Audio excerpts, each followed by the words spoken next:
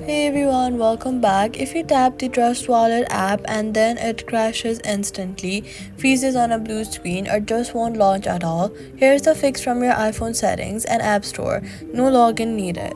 First, swipe up from the bottom of your screen and close the Trust Wallet app completely from your recent apps. Now, press and hold the Trust Wallet icon on your home screen, then tap Remove App and tap Delete to fully uninstall it. Next, go to your App Store and then search for Trust Wallet. Tap Get to reinstall it fresh. Corrupted data from a bad update is the most common reason Trust Wallet crashes before it even opens. A clean reinstall clears all of that immediately. After reinstalling, also if it still crashes, go to your settings app, then tap General, then scroll down to VPN and device management and make sure that no VPN is active. Trust Wallet can conflict with any active VPN connections, causing instant crashes.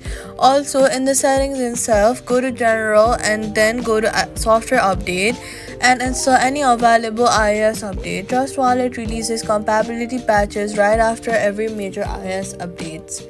So all you gotta do is delete the app, reinstall from App Store, turn off VPN in settings, update iOS, the app will open, and that's it. Subscribe for more.